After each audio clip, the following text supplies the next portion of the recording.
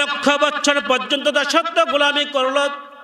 এরপরে সেখানে সোনার মেম্বার তৈরি করা হলো। মেম্বারে বসে লক্ষ লক্ষ ফেরেশতাদেরকে নিয়ে এসে ওয়াজ করেন। ইবলিস কিন্তু বড় বক্তা ছিলেন, আজাজিল বড় বক্তা ছিলেন। এমনও কিছু বক্তা আছে ইবলিসের মতো, ঠিক কিনা জোরে বলেন। সুরতে হচ্ছে ফকিরিমে, সুরটা সুন্দর আলেমের মতো, কিন্তু কার্যকলাপ হলো ইবলিসের মতো। দীর্ঘদিন পর্যন্ত, দীর্ঘ 6 লক্ষ বছর পর্যন্ত ফেরেশতাদেরকে নিয়ে এই আজাজিল ওয়াজ করিয়ে তাদের মন জয় করেছেন। জোরে বলেন সুবহানাল্লাহ। কয় লক্ষ? 6 লক্ষ বছর পর্যন্ত দাসত্ব গোলামি করে ওয়াজ করিয়ে ফেরেশতাদের মন জয় করেছে। ফেরেশতারা যখন দেখলো আরশে মহল্লার মধ্যে সুন্দর লেখা যে 6 লক্ষ বছর পর্যন্ত ইবাদত করবার পরে একটি সিজদাকে অমান্য করার কারণে মওদুদ শয়তান হয়ে যাবে, তখন ফেরেশতারা কান্নাকাটি করতে লাগলো হাউমাউ করে, এই ব্যক্তিকে নিশ্চয় যদি আমাদের অপরাধ হয়ে থাকে তাহলে সুনিশ্চিতভাবে এই ব্যক্তি আল্লাহর কাছে দোয়া করলে আমাদের অপরাধগুলোকে আল্লাহ মার্জনা করবে। জোরে বলেন সুবহানাল্লাহ। কিন্তু পক্ষান্তরে 6 লক্ষ বছর পূর্ণ হয়ে যাবার পরে যখন থেকে দুনিয়াতে নিয়ে আসা হলো, আদমকে সৃষ্টি করা হলো। সংক্ষিপ্ত সময়ে কথা বলি, আল্লাহ তাআলা বলেন, রে ইবলিস, আজাজিল, আদমকে সিজদা করো। সঙ্গে সঙ্গে ইবলিস মওদুদ অস্বীকার করলো, আমি আগুনের তৈরি, জাহান্নামের আগুনের ধোঁয়া থেকে আমাকে তৈরি করা হয়েছে, আমার ধোঁয়ার কার্যক্রমগুলো উপরের দিকে যাওয়া। কিন্তু মাটি, আদম তো মাটির তৈরি, মাটির নির্যাস থেকে মাটির কার্যক্রমগুলো নিচের দিকে যায়। আমি আগুনের তৈরি আজাজিল হয়ে মাটির তৈরি আদমকে সিজদা করতে পারবো না। জোরে বলেন নাউজুবিল্লাহ। বিসমিল্লাহির রহমানির রহিম।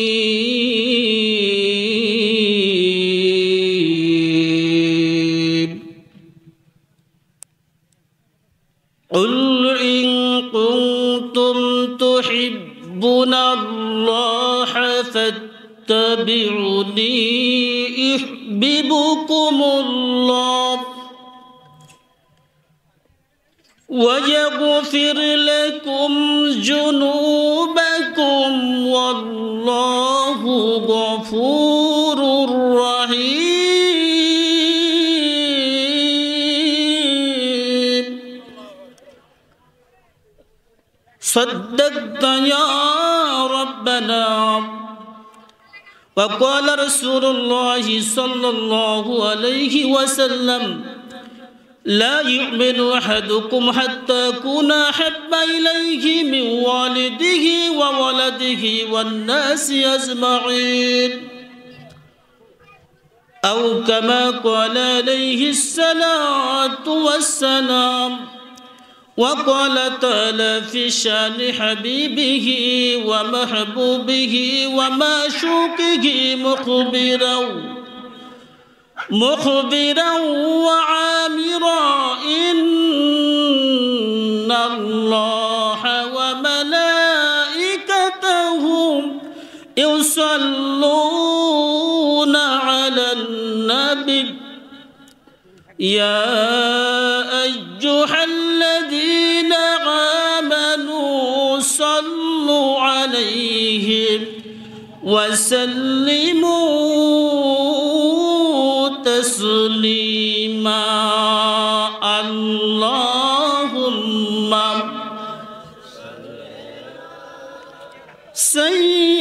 سيدنا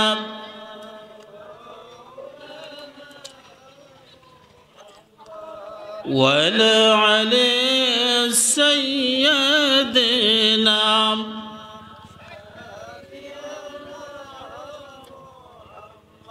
أجرائيل شبه جديد কোন বাধা মানবে না,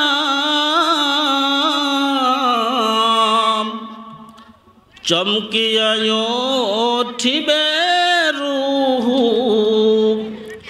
পলাইতে পারবে না আল্লাহুম্মা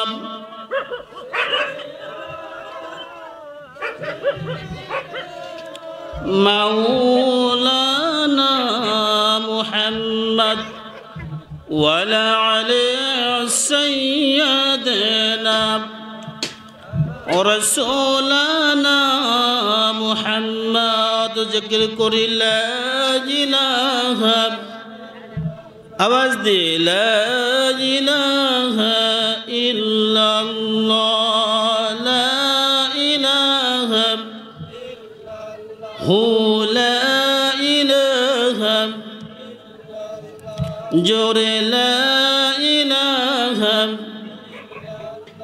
হু লা ইলাহা ইল্লাল্লাহ লা ইলাহা জান্নাতের ওই হুরি নুরি জান্নাতের ওই হুরি নুরি এ নামে হয় চঞ্চলা লা ইলাহা আওয়াজ দান লা ইলাহা ইল্লাল্লাহ লা ইলাহা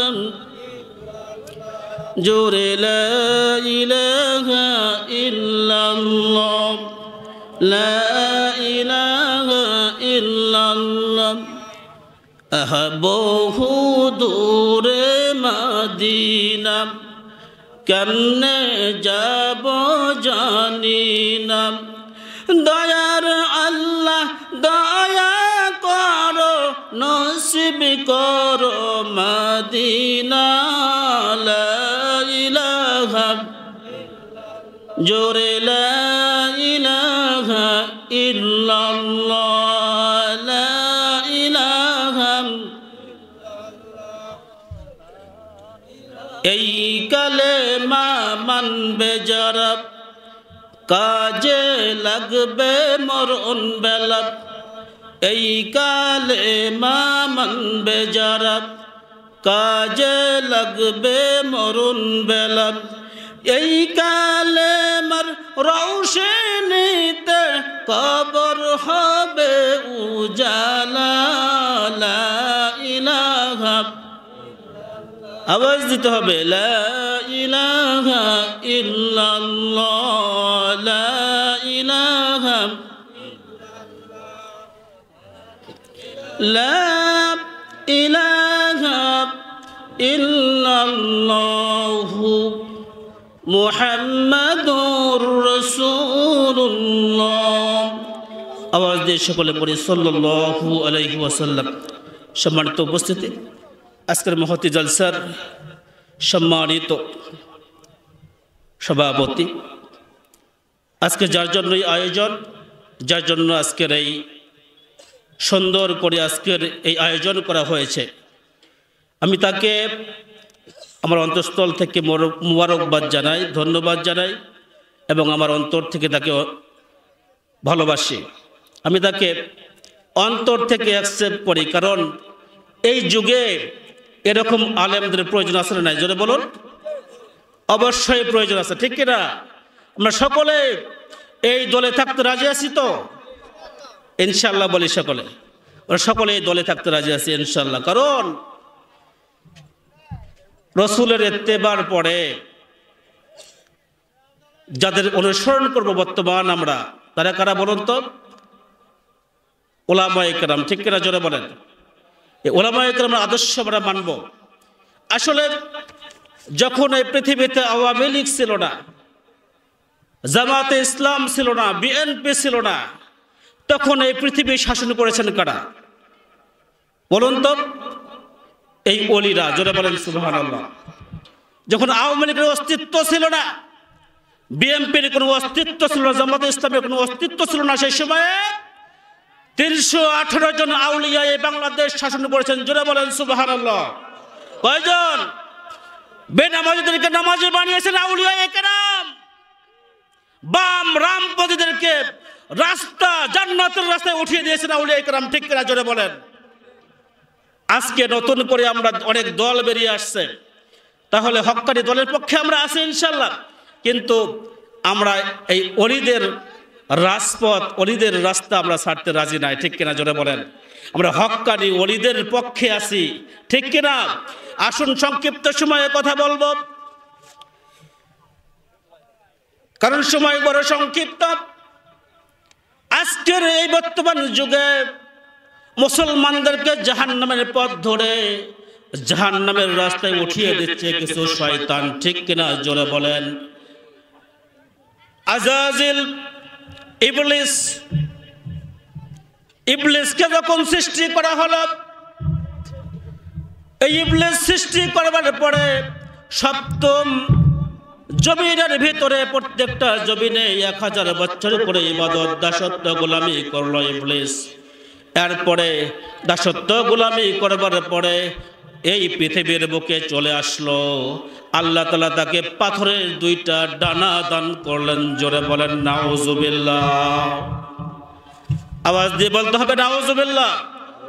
পাথরের 2টি ডানাতে ভর করে মওদুদ শয়তান আজাজিল প্রথম আসমানে চলে গেল। আসমানে যাবার পরে দীর্ঘ 1000 বছর পর্যন্ত মওদুদ শয়তান প্রথম আসমানের ভিতরে আল্লাহ তাআলার গোলামি করলো, জিকির করলো।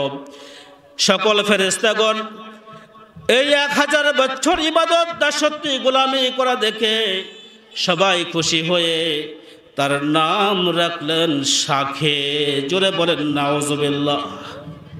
কি নাম রাখলেন? শাখে। মনে থাকবে? শাখে শব্দের অর্থ হচ্ছে বিনয়ী। কি বলুন তো? নম্র, বিনয়ী। 1000 বছর ইবাদত করলেন এই আজাজিল ইবলিস প্রথম আসমানে। দ্বিতীয় আসমানে 1000 বছর ইবাদত করলেন। দ্বিতীয় আসমানের প্রহরী ফেরেশতারা সকলে খুশি হয়ে গেল। প্রত্যেকটা প্রহরী দ্বিতীয় আসমানের তার নাম রাখলেন আবেদ, মানে ইবাদতকারী। কি বলুন? আবেদ। কার নাম রাখা হচ্ছে এগুলো? ইবলিস আজাজিলের। কার নাম? ইবাদতকারী রাখা হলো। তৃতীয় আসমানে রাখা হলো। তৃতীয় আসমানে যখন চলে গেল, সেখানে 1000 বছর ইবাদত দাসত্ব গোলামি করলো। একটা জায়গা তার সিজদা বাকি রইল না। তৃতীয় আসমানের ভেতরে তার নাম রাখা হলো সালেহ। কি নাম? সালেহ মানে নেককার। চতুর্থ আসমানে যখন চলে গেল আজাজিল, 1000 বছর ইবাদত দাসত্ব গোলামি করলো। চতুর্থ আসমানের ফেরেশতারা প্রহরীরা খুশি হয়ে তার নাম রাখলো ওলি। কি নাম? ওলি।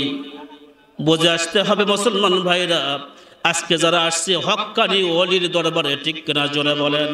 কিন্তু বাংলাদেশের ভিতরে কিছু ভণ্ড ওলি রয়েছে কিনা? বাংলাদেশের ভিতরে ভণ্ড কিছু ওলি রয়েছে যারা আলেমদের বিরুদ্ধে কথা বলে, হক্কানি আলেমদের পেছনে লেগে থাকে, যারা জিকিরের নামে ভণ্ডামো করে, জিকিরের নামে ড্যান্স করে এবং গান করে। এরকম আলেমরাই বিশিষ্ট উলামায়ে কেরামের বিরুদ্ধে কথা বলে, ঠিক কিনা জোরে বলেন।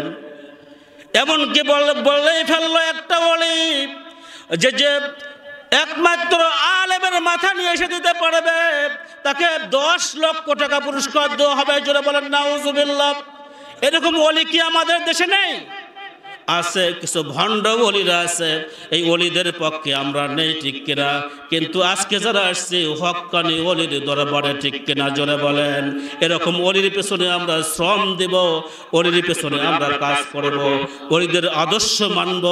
তাহলে আল্লাহ রব্বুল আলামিন আমাদের জন্য সুনিশ্চিতভাবে পৃথিবীতে শান্তি স্থাপিত করে দেবেন এবং পরকালীন মুক্তি দিয়ে জান্নাতের ব্যবস্থা করে দেবেন, জোরে বলেন সুবহানাল্লাহ। আরো আওয়াজ দিয়ে বলেন সুবহানাল্লাহ। এজন্য আল্লাহ বলেন কুল ইন কুনতুম তুহিব্বুনাল্লাহ ফাত্তাবিউনি ইউহিব্বুকুমুল্লাহ ওয়া ইয়াগফির লাকুম যুনুবাকুম ওয়াল্লাহু গফুরুর রহিম।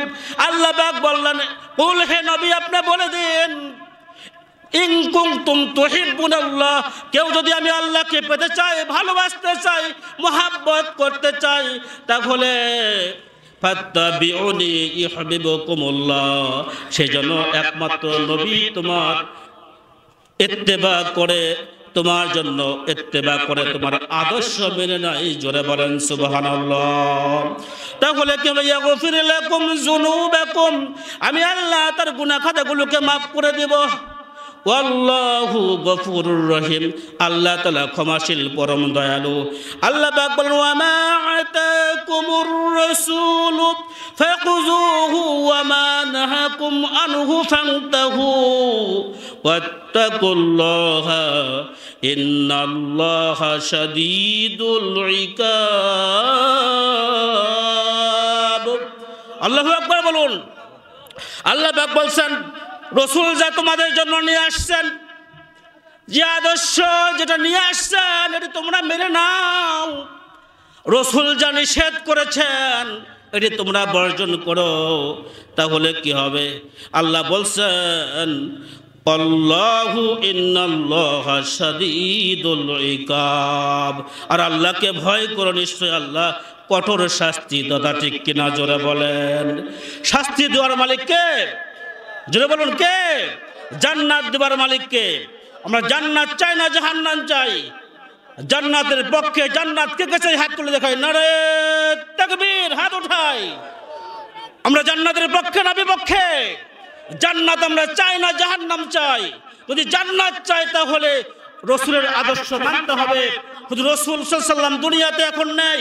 আল্লাহ বলেন ইয়া আইয়ুহাল্লাযীনা আমানু আতিউল্লাহ ওয়া আতিউর রাসূল ওয়া উলিল আমরি মিনকুম। রাসূল সাল্লাল্লাহু আল্লাহ তাআলার ইবাদত, দাসত্ব, গোলামি করো, আল্লাহকে ভয় করো, রাসূলের ইত্তেবা করো, আদর্শ মানো, এবং উলিল আমর যারা রয়েছে এদের ইত্তেবা করো। জোরে বলেন সুবহানাল্লাহ। আজকে যারা আসছে যে ওলির দরবারে, যার জন্য আজকের এই ময়দান সাজানো হয়েছে, নিঃসন্দেহে উলিল আমর। ঠিক কিনা? জোরে বলেন। ইনি যে কথা বলবে মানতে আমরা রাজি আছি কিনা? জোরে বলেন। রাজি আছি কিনা? উলিল আমরের ভূমিকা যারা পালন করবে, হক পথে যারা রাখবে, দিনের পথে যারা রাখবে, আল্লাহর দিন প্রতিষ্ঠার কাজের জন্য যারা লাগবে, এরা উলিল আমর। এদের পক্ষে আমরা থাকতে রাজি আছি কিনা? জোরে বলেন। আছি কিনা? আওয়াজ দিতে হবে মুসলমান। জবানটা বন্ধ রাখা যাবে না। জবানের মালিককে, জবান কে দিয়েছেন? জোরে বলেন।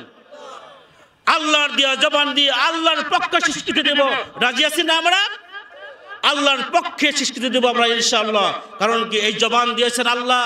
আল্লাহ ইচ্ছে করলে জবানটাকে আপনার বিকলাঙ্গ করে দিতে পারে, প্যারালাইসিস করে দিতে পারে। অনেক মানুষকে আল্লাহ, আজকে যে সময় আমরা বসেছি কোরআনের কথা শোনার জন্য, কোরআনের ওয়াজ শোনার জন্য, ওলামায়ে কেরামের আলোচনা শোনার জন্য, এই সময় লক্ষ্য করে দেখেন বিভিন্ন হাসপাতাল, ক্লিনিকের ভিতরে অনেক মানুষগুলো মৃত্যুর সঙ্গে পাঞ্জা লড়ছে। অনেকে কিন্তু অনেক কষ্টে আছে, অনেকের মুখ বাঁকা হয়ে গেছে, অনেকে হার্ট স্ট্রোক করেছে, অনেকে ব্রেন ক্যান্সার হয়ে গেছে, ব্রেন টিউমার হয়ে গেছে, অনেকে হার্ট স্ট্রোক করেছে, অনেকে কিডনি এফেক্ট হয়ে গেছে, অনেকে প্যারালাইসিস হয়ে পড়ে আছে বিছানায়। ঠিক কিনা? জোরে বলেন। আল্লাহ এদের থেকে আলাদা করে আমাদেরকে কোরআনের ময়দানে নিয়ে এসেছেন। আমরা এই জন্য খুশি না বেজার? জোরে বলেন। জোরে বলতে হবে, খুশি না বেজার?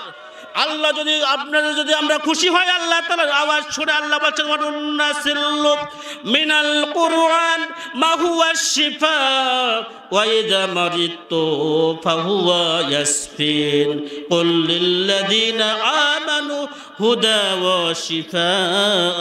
জোরে বলেন সুবহানাল্লাহ। আওয়াজ দিয়ে বলেন সুবহানাল্লাহ। আল্লাহ পাক বলেছেন, ইব্রাহিম আলাইহিস সালাম বলেছেন, রোগ দেয় আল্লাহ, শিফা দেয় কে? রোগ দেওয়ার মালিক কে? শিফা দেওয়ার মালিক। আমরা তো এটা বিশ্বাস করি না। ডক্টর কবিরাজ না ঔষধ? ডক্টর কি কারো রোগ সারায়? কবিরাজ কোনো ঔষধ, কোনো গাছগাছরা? হ্যাঁ, বিশ্বাস করতে হবে রোগ দেন আল্লাহ, রোগ সারান। মা হুয়া শিফা ওয়া ইযা মারিতু ফাহুয়া ইয়াসফিন। উত্তম শিফা হচ্ছে কোরআনুল কারীম। জোরে বলেন সুবহানাল্লাহ। যারা কোরআনটাকে মেনে নিতে পারবে, কোরআনের আদর্শ মানবে, কোরআন দিয়ে জীবন পরিচালিত করবে, রান্নাঘর থেকে রাষ্ট্র পর্যন্ত কোরআন বাস্তবায়িত করার চেষ্টা করবে, আল্লাহ তাআলা এদের কোরআনকে শিফা করে দেবে। জোরে বলেন সুবহানাল্লাহ। আসুন মুসলমান ভাইরা রে, সংক্ষিপ্ত সময় কথা বলবো। ইবলিস মওদুদ আজাজিল কিন্তু আমাদের পেছনে লেগে আছে, ঠিক কিনা? কেমনে গোমরাহ করে বাম রামপন্থী করে আপনাকে জাহান্নামে পাঠাতে পারে। ইবলিস এরকম ভাবে সপ্তম আসমান পর্যন্ত, এক নয় দুই নয়, পুরা সপ্তম আসমানে ৭,০০০ বছর পর্যন্ত ইবাদত করলো। এরপরে চলে গেল আরশে মহল্লায়। কোথায়? আরশে মহল্লায় চলে গেল। আরশে মহল্লায় যাবার পরে ইবলিস সেখানে দীর্ঘ সময় ধরে আল্লাহর দাসত্ব গোলামি করলো। এখানে শুধু তাই নয়, দীর্ঘ সময় ধরে ইবাদত দাসত্ব গোলামি করবার পরে আল্লাহকে বলো, গো আল্লাহ, লৌহে মাহফুজ তোমার আরশে মহল্লায় একটু যাইতে চাই, দয়া করে অনুমতি দান। আল্লাহ পাক বললেন, রে ফেরেশতারা, ইবলিসকে নিয়ে এসো। আল্লাহ তাআলার যে আরশে মহল্লা, যেখানে আল্লাহ রয়েছেন, সেখানে ইবলিসকে নিয়ে যাওয়া হলো। সেখানে দীর্ঘ সময় ইবাদত করলো। এরপরে ইবলিস দেখতে পেল যে আল্লাহ তাআলার আরশে মহল্লার দেয়ালের ভিতরে লেখা আছে, এক ব্যক্তি সুনিশ্চিতভাবে ৬ লক্ষ বছর ইবাদত করবে। করবার পরে আদমকে একটি সিজদা না করার কারণে উনি ইবলিস, আজাজিল থেকে ইবলিস হয়ে যাবেন। এরকম লেখা দেখে তিনি চিন্তা করলেন, এই ব্যক্তিটা কে হতে পারে? আল্লাহ তাআলাকে বলেন, ওগো আল্লাহ, এই যে লেখা আছে যে ৬ লক্ষ বছর ইবাদত দাসত্ব গোলামি করবে, আপনার এক বান্দা একটা সিজদাকে অমান্য করার কারণে তাকে ইবলিস বানিয়ে দেওয়া হবে, ইবলিস বানিয়ে দেওয়া, মওদুদ বানিয়ে দেওয়া হবে। এই ব্যক্তিটিকে আল্লাহ বললেন, রে আজাজিল, এখন শোনার দরকার নাই, তুমি বলো এখানে যে লেখা আছে ৬ লক্ষ বছর ইবাদত দাসত্ব গোলামি করবার পরে একটা সিজদাকে অমান্য করার কারণে তাকে ইবলিস বানিয়ে দেওয়া হবে, তাহলে এরকম যদি করে তাহলে তার শাস্তি কি হতে পারে? ইবলিস বলল, গো আল্লাহ, সে হলো সুনিশ্চিতভাবে আপনার দুশমন, তাকে সুন্দরভাবে এই ইসলাম থেকে খারিজ করে শয়তান বানিয়ে দেওয়া দরকার। যারা বলেন সুবহানাল্লাহ। আল্লাহ পাক বললেন, রে ইবলিস, আজাজিল, তাহলে এই কথাতে তুমি ডায়েরির মধ্যে লিখে রাখো। যারা বলেন সুবহানাল্লাহ। ইবলিস লিখে রাখলো, দীর্ঘ ৬ লক্ষ বছর পর্যন্ত দাসত্ব গোলামি করলো। কয় লক্ষ? আমি এমন একটা জায়গায় নিয়ে যাবো আপনাদেরকে, একটু খেয়াল করবেন। ৬ লক্ষ বছর পর্যন্ত দাসত্ব গোলামি করল। এরপরে সেখানে সোনার মেম্বার তৈরি করা হলো। মেম্বারে বসে লক্ষ লক্ষ ফেরেশতাদেরকে নিয়ে এসে ওয়াজ করেন। ইবলিস কিন্তু বড় বক্তা ছিলেন, আজাজিল বড় বক্তা ছিলেন। এমনও কিছু বক্তা আছে ইবলিসের মতো, ঠিক রাজরা বলে সুরতে হচ্ছে ফকিরিমে, সুরতটা সুন্দর, আলেমের মতো, কিন্তু কার্যকলাপ হলো ইবলিসের মতো। দীর্ঘদিন পর্যন্ত, দীর্ঘ ৬ লক্ষ বছর পর্যন্ত ফেরেশতাদেরকে নিয়ে এই আজাজিল ওয়াজ করিয়ে তাদের মন জয় করেছেন। জোরে বলেন সুবহানাল্লাহ। কয় লক্ষ? ৬ লক্ষ বছর পর্যন্ত দাসত্ব গোলামি করে ওয়াজ করিয়ে ফেরেশতাদের মন জয় করেছে। ফেরেশতারা যখন দেখলো আরশে মহল্লার মধ্যে সুন্দর লেখা যে ৬ লক্ষ বছর পর্যন্ত ইবাদত করবার পরে একটি সিজদাকে অমান্য করে কারণে মওদুদ শয়তান হয়ে যাবে, তখন ফেরেশতারা কান্নাকাটি করতে লাগলো হাউমাউ করে, এই ব্যক্তিকে নিশ্চয় যদি আমাদের অপরাধ হয়ে থাকে তাহলে সুনিশ্চিতভাবে এই ব্যক্তি আল্লাহর কাছে দোয়া করলে আমাদের অপরাধগুলোকে আল্লাহ মার্জনা করবে। জোরে বলেন সুবহানাল্লাহ। কিন্তু পক্ষান্তরে ৬ লক্ষ বছর পূর্ণ হয়ে যাবার পরে যখন থেকে দুনিয়াতে নিয়ে আসা হলো, আদমকে সৃষ্টি করা হলো। সংক্ষিপ্ত সময়ে কথা বলি, আল্লাহ তাআলা বলেন, রে ইবলিস, আজাজিল, আদমকে সিজদা করো। সঙ্গে সঙ্গে ইবলিস মওদুদ অস্বীকার করলো, আমি আগুনের তৈরি জাহান্নামের আগুনের ধোঁয়া থেকে আমাকে তৈরি করা হয়েছে। আমার ধোঁয়ার কার্যক্রমগুলো উপরের দিকে যাওয়া, কিন্তু মাটি, আদম তো মাটির তৈরি, মাটির নির্যাস থেকে মাটির কার্যক্রমগুলো নিচের দিকে যায়। আমি আগুনের তৈরি আজাজিল হয়ে মাটির তৈরি আদমকে সিজদা করতে পারবো না। জোরে বলেন নাউজুবিল্লাহ, জোরে বলেন নাউজুবিল্লাহ, আরো আওয়াজ দিয়ে বলুন নাউজুবিল্লাহ। আল্লাহ বললেন, রে আজাজিল, দাড়িটা খুলে দেখ, কি লেখে রাখছে সেই দিন। এই ব্যক্তি আর কেউ নয়, তুই আজাজিল। আজ থেকে আমি তোকে গুমরাহ করে দিলাম, তুই গুমরাহ, কিয়ামত পর্যন্ত তোর হায়াত থাকবে, কিন্তু কোনো আমার মুমিন বান্দার ক্ষতি করতে পারবি না। জোরে বলেন সুবহানাল্লাহ। যারা শয়তানি কার্যক্রম নিয়ে থাকে এদের ক্ষতি করতে পারবে, কিন্তু মুমিন বান্দার তুই কখনো ক্ষতি করতে পারবি না। আসুন সংক্ষিপ্ত সময় কথা বলি। একটা সিজদা অমান্য করার কারণে আজাজিল যদি ইবলিসে পরিণত হয়ে যায়, দীর্ঘ লক্ষ লক্ষ কোটি কোটি বছর ইবাদত দাসত্ব গোলামি করবার কারণে একটা সিজদা এরপরে অমান্য করলো, এরপরে আজাজিল ইবলিস হয়ে গেল। চিন্তার বিষয়, আমি আপনি মুসলমান হয়ে দৈনিক নামাজ পড়ি না, কত সিজদা আমরা আল্লাহর দরবারে দিচ্ছি না, কত নামাজ কাজা করছি।